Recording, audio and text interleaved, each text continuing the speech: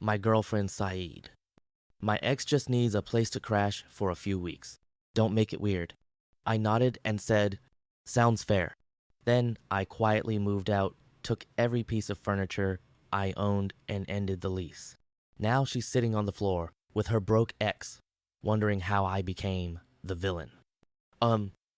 Madison and I had been together for 8 months and living together for 4. I'm 28, work in IT, and honestly thought we had a solid thing going. She's 27, works retail management, and I genuinely cared about her. Our apartment was a decent one-bedroom place downtown, $1,600 a month split between us, though I paid $1,000 and she covered $600 because I made more. Here's the thing that makes this whole situation completely insane. I owned probably 90% of everything in that apartment: the couch, dining table, bed, dressa TV, kitchen appliances, literally everything except her clothes and some random decorations. I had moved from a larger place and brought all my furniture. She moved in with basically nothing but personal items. The first red flag should have been how she talked about Dylan, her ex from 2 years ago, who she claimed was just a friend now, but brought up constantly. Dylan this. Dylan that, remember when Dylan and I went here, Dylan always said this funny thing. I figured it was normal, people talk about their past sometimes. I didn't want to be the controlling boyfriend who got weird about ex relationships. But then Dylan started showing up places. He'd be at parties we went to. He'd text her constantly while we were watching movies. She'd laugh at his messages and not share what was funny. When I asked about it, she'd get defensive and say I was being paranoid about their friendship. The second escalation happened about 6 weeks before everything exploded. Madison started going out with Dylan alone, just catching up as friends. She'd say they'd go to dinner, movies. Even took a weekend trip to some music festival together. I was working a lot of overtime on a major project, so I initially didn't think much of it. But something felt really off about the whole dynamic. I came home one evening to find Dylan in our living room, feet up on my coffee table, eating takeout, and watching Netflix on my television. Madison was next to him on my couch like this was completely normal. No heads up, no asking if it was okay. Just my girlfriend and her ex making themselves comfortable in my space while I've been working 10-hour days. Dylan barely acknowledged me when I walked in. Just a casual wave without even looking away from my television.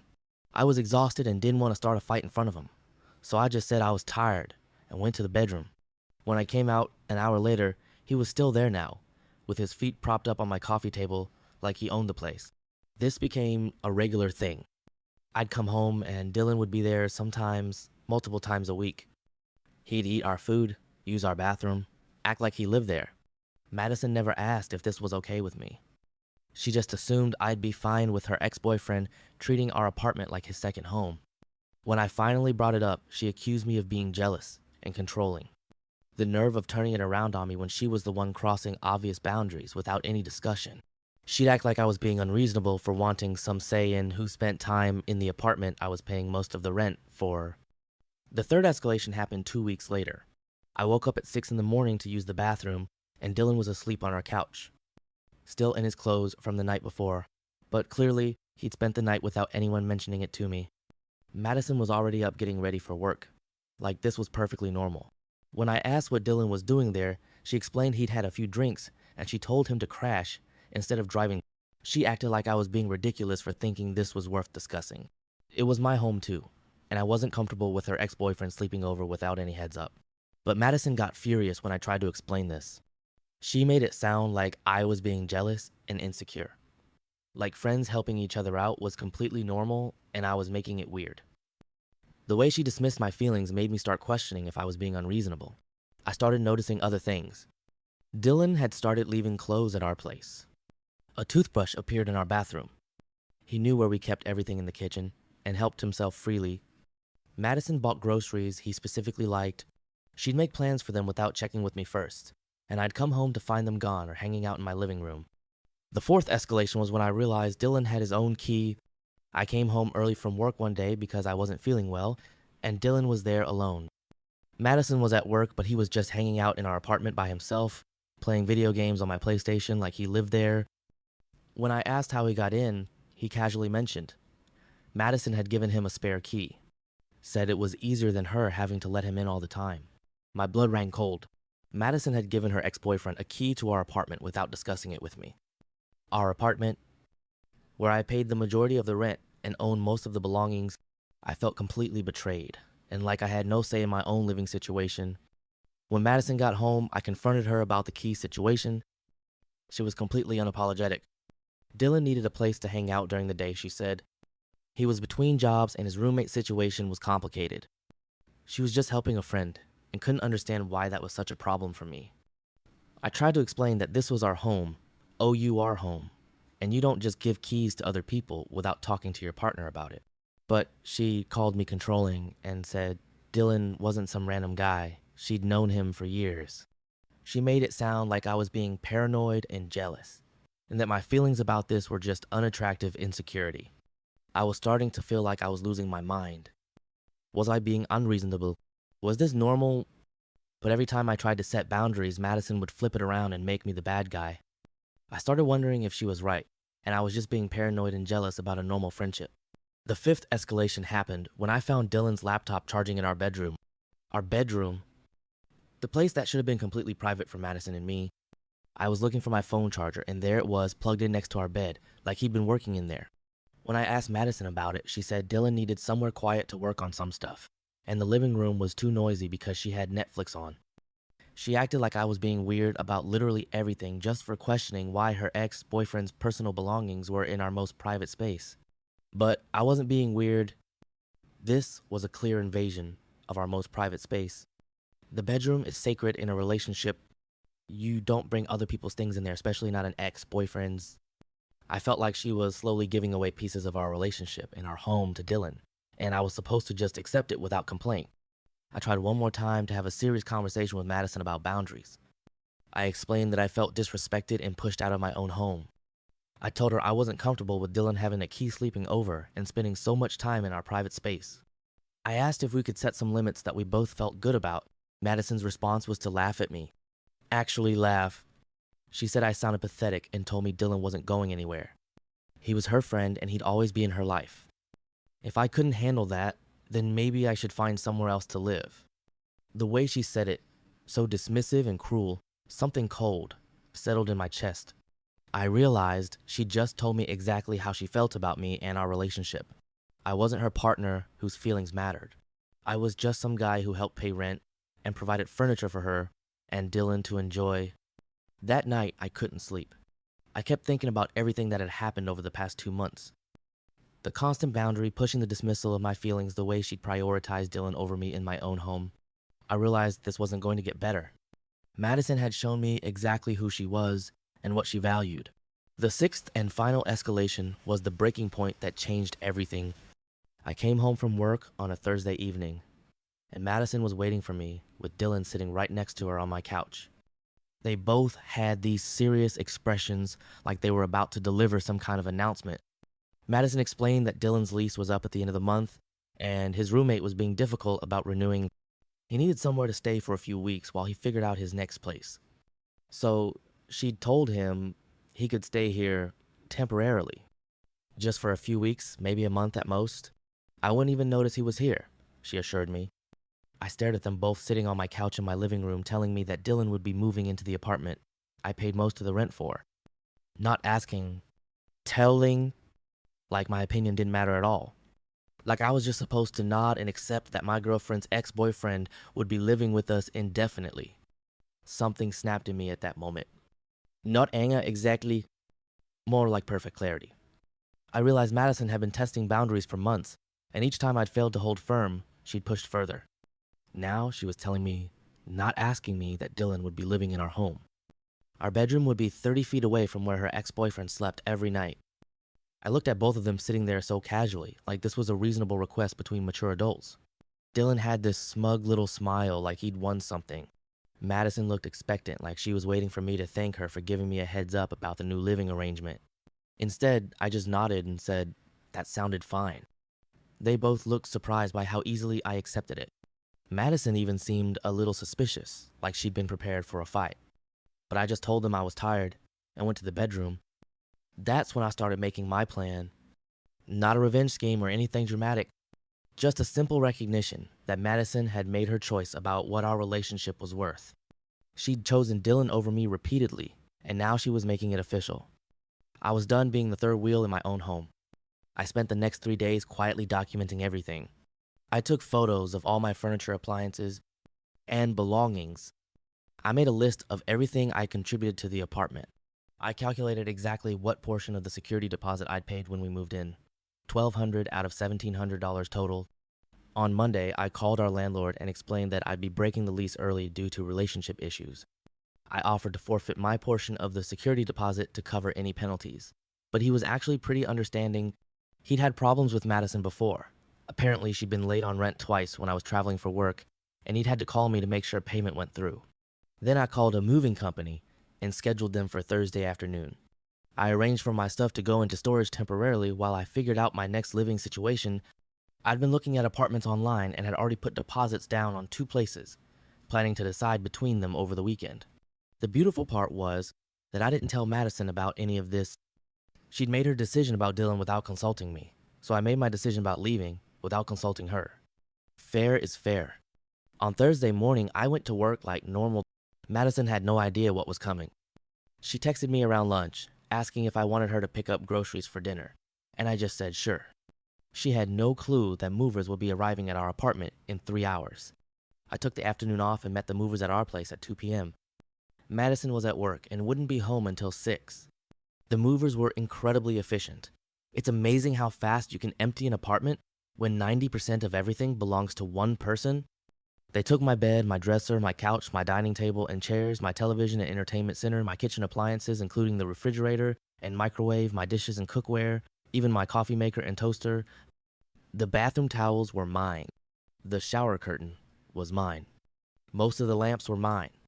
By 5 p.m., the apartment was essentially empty, except for Madison's clothes, some basic toiletries, and a few random decorations.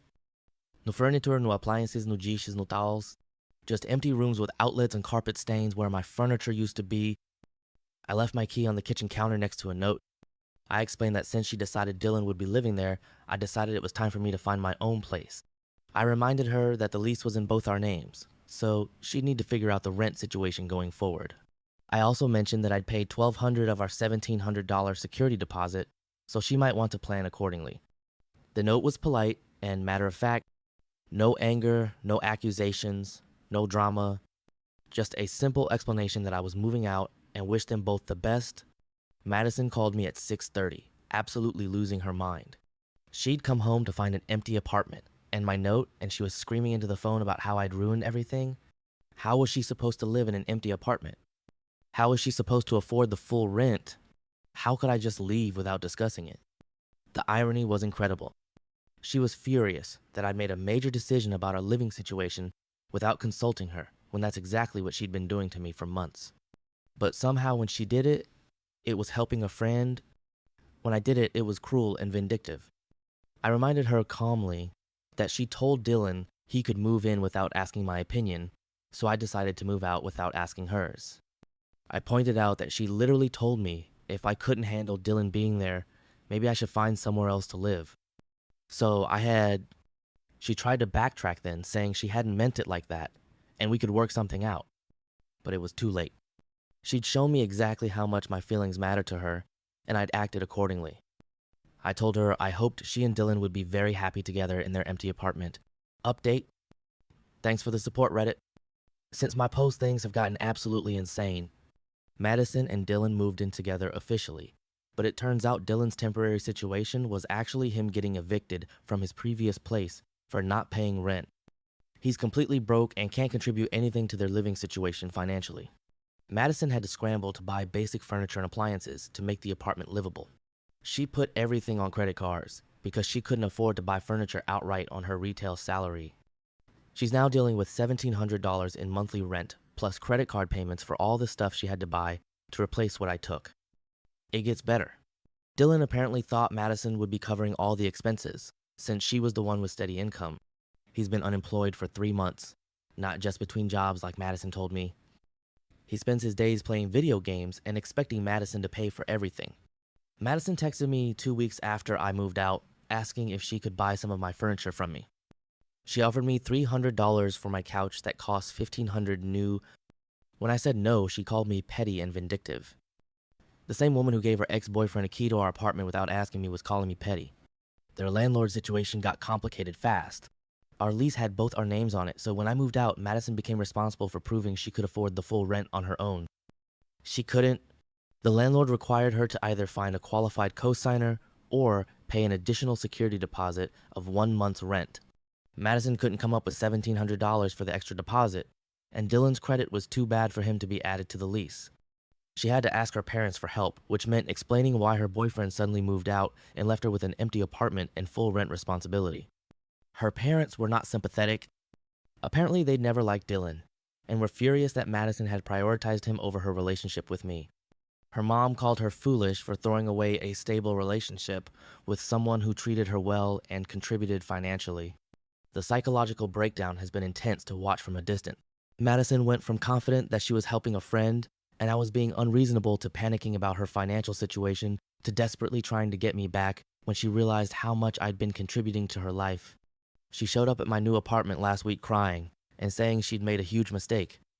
She claimed Dylan had manipulated her, and she hadn't realized how good she had it with me. She wanted to work things out and start over. I told her I appreciated the apology, but I wasn't interested in reconciling. She'd shown me her priorities when she chose Dylan over our relationship repeatedly, and then made a unilateral decision about our living situation. I wasn't going to sign up to be her backup plan when things with Dylan didn't work out. People keep asking about the security deposit situation. Madison tried to argue that I should forfeit my portion since I broke the lease early, but I had documentation showing I'd paid $1,200 of the $1,700 deposit, and the lease terms were clear about how deposits are handled when tenants move out. The landlord ended up keeping the full deposit because Madison and Dylan left the apartment damaged when they finally got evicted 2 months later. They couldn't afford the rent, and Dylan had apparently punched holes in the walls during one of their fights about money. So Madison lost the security deposit, entirely ruined her credit with unpaid rent, and had to move back in with her parents at 27 years old. Dylan disappeared as soon as the eviction notice arrived, leaving her to deal with the aftermath alone. The crazy isn't stopping. Madison's friends initially supported her and called me heartless for leaving her in such a difficult situation. But as the details came out about how she'd been prioritizing Dylan over me for months, and how she'd made the decision about him moving in without consulting me, opinions started shifting. Her best friend Sarah reached out to me last week to apologize for some of the nasty texts she'd sent me initially. She said she hadn't realized how much Madison had been dismissing my feelings and crossing boundaries. Sarah felt manipulated because Madison had only told her side of the story, making it sound like I'd abandoned her out of nowhere. Final update: this will be my last post about this nuclear wasteland of a situation. It's been 4 months since I moved out, and the long-term consequences have completely settled. Madison's life has fundamentally changed in ways I don't think she expected when she chose Dylan over our relationship. She ended up having to declare bankruptcy due to the unpaid rent credit card debt from buying furniture and legal fees from the eviction process. Her credit is destroyed for the next 7 years. She's living with her parents and working 2 retail jobs to try to get back on her feet financially. Dylan vanished completely as soon as things got difficult. Turns out he'd been telling Madison he was looking for work, but he was actually just using her for free housing and meals while he figured out his next situation. When the eviction notice came, he packed his stuff and left without even telling her where he was going. Madison tried desperately to apologize and manipulate her way back into my life for months. She sent long emotional texts about how she'd learned her lesson and understood now how much I'd meant to her. She had friends, and even her mom reached out to me asking if I'd consider giving her another chance. The most pathetic attempt was when she showed up at my workplace 3 months ago, crying and begging me to talk to her. She claimed Dylan had manipulated and used her, and she realized now that I was the only man who'd ever truly cared about her. Security had to escort her out when she wouldn't leave. I never responded to any of her attempts at reconciliation. She'd show me exactly who she was when she repeatedly chose Dylan over me, dismissed my feelings, and made unilateral decisions about our shared living space. Her regret about the consequences didn't change the fact that she'd made those choices willingly. My life has been incredible since leaving that toxic situation. I found a great 1-bedroom apartment in a better neighborhood for less money than I was paying before. I'm dating someone new who actually respects boundaries and values my opinions about our relationship. The best part is the peace. No more wondering if I'll come home to find Dylan in my living room. No more having my feelings dismissed when I try to set reasonable boundaries. No more being made to feel like I'm controlling for wanting some say in my own living situation. Madison's current status is exactly what you'd expect from someone who destroyed a stable relationship for her ex-boyfriend. She's financially ruined, living with her parents, working retail jobs, and dealing with the reputation of being someone who throws away good relationships for toxic people. Her social circle knows the whole story now, and most people lost respect for how she handled the situation. She went from being in a stable relationship with someone who contributed financially and emotionally to being a cautionary tale about what happens when you prioritize the wrong people. To those saying I went too far by moving out without warning, she literally told me that if I couldn't handle Dylan being there, maybe I should find somewhere else to live. I just took her advice. She made her choice about what our relationship was worth, and I responded accordingly. I didn't destroy her life out of spite or revenge. I simply stopped protecting her from the natural consequences of her own decisions. She chose Dylan over me repeatedly, then tried to force me to accept him living in our apartment. When I removed myself from that situation, she had to face the reality of what she'd chosen. Thanks, Reddit. Sometimes the best response to entitled behavior is just removing yourself from the situation and letting people deal with the consequences of their own choices. Madison got exactly what she asked for, Dylan and an apartment, without me in it. The fact that it turned into a disaster isn't my responsibility. Actions have consequences, and I was done being disrespected in my own home,